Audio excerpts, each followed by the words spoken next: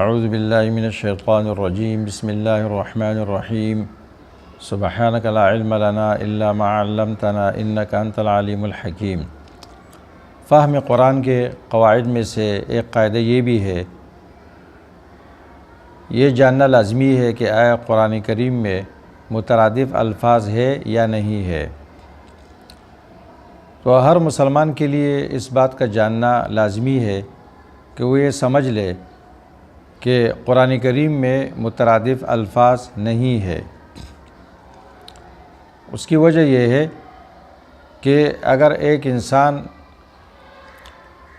دنیا کے تمام مترادف الفاظ جمع کر لے اور قرآن کریم کے کسی ایک کلمے کا معنی ان سے ادا کرنے کی کوشش کرے تو وہ یہ نہیں کر سکے گا، یہ محال ہے۔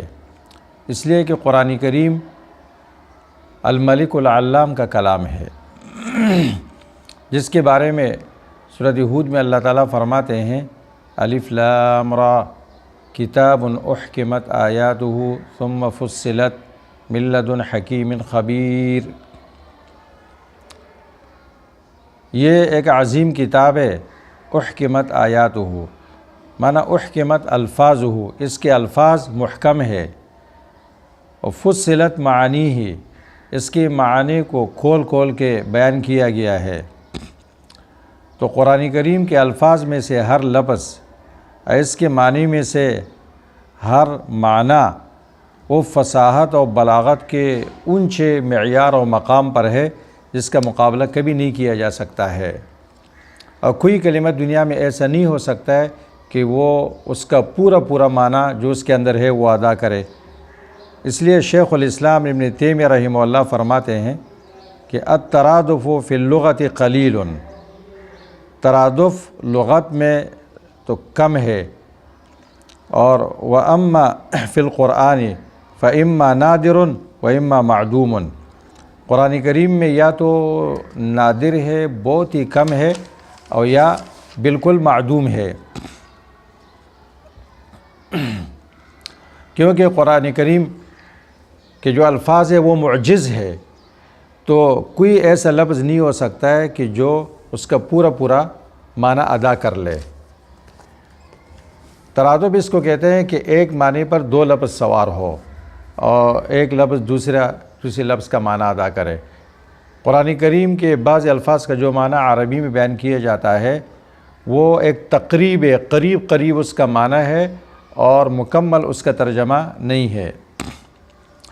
چنانچہ بہت سارے الفاظ ایسے ہیں کہ جن کو مترادف سمجھا جاتا ہے لیکن اس میں کوئی ترادف نہیں ہے، اس کو ہم معنی سمجھا جاتا ہے لیکن وہ ہم معنی نہیں ہے۔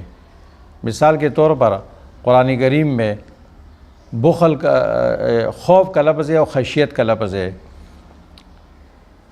ہم اردو میں دونوں کا معنی کرتے ہیں کہ ڈرنا، حالانکہ خشیت اور خوف کے اندر بہت بڑا فرق ہے۔ خشیت یہ سخت خوف کو کہا جاتا ہے، اور اکثر اللہ تعالیٰ کی عظمت، یہ عظمت سے ہوتا ہے، جن سے ڈرا جاتا ہے اس کی عظمت کی وجہ سے ہوتا ہے، اور خوف یہ ڈرنے والے کے ضعف و کمزوری کی وجہ سے ہوتا ہے۔ اس لیے اللہ تعالیٰ کے حق میں خشیت ذکر ہوتا ہے، وَهُم مِّن خَشْيَةِ رَبِّهِم مُّشْفِقُونَ إِنَّمَا يَخْشَى اللَّهَ مِنْ عِبَادِهِ الْعُلَمَاء۔ اس طرح عام اور سنہ کا لفظ ہے، ہم دونوں کا معنی سال کرتے ہیں، عام کا معنی بھی سال، سنہ کا معنی بھی سال، لیکن عام اس سال کو کہتے ہیں جس میں فراخی ہو، اور سنہ کہ جو تنگی اور عسرت کے ساتھ گزر رہا ہو۔ اس لیے نوح علیہ السلام کے بارے میں اللہ فرماتے ہیں وَلَقَدْ أَرْسَلْنَا نُوحًا إِلَىٰ قَوْمِهِ فَلَبِثَ فِيهِمْ أَلْفَ سَنَةٍ إِلَّا 50 عَامًا، 950 برس رہے، تو یہاں سنتن کا لفظ استعمال کیا گیا یعنی تکلیف میں وہ رہے۔ اور سورۃ یوسف میں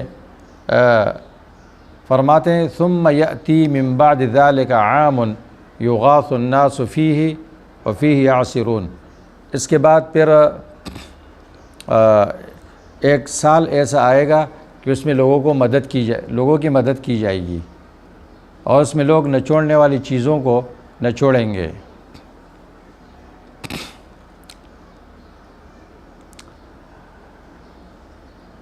اسی طرح قرآن کریم میں مد اور امد کا لفظ ہے، سقا و اسقا کا لفظ ہے، عمل اور فعل کا لفظ ہے، قعود و جلوس کا لفظ ہے، بلا و نعم کا لفظ ہے۔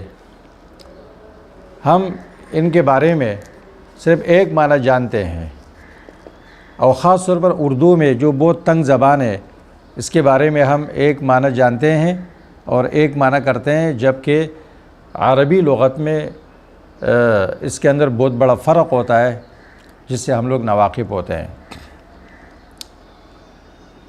الفروق اللغویہ کے نام سے علماء نے کتابیں لکھی ہے، اور عربی تفاسیر میں اکثر اس کا فرق بھی بیان کیا جاتا ہے، لیکن اردو میں ایسا نہیں ہوتا ہے۔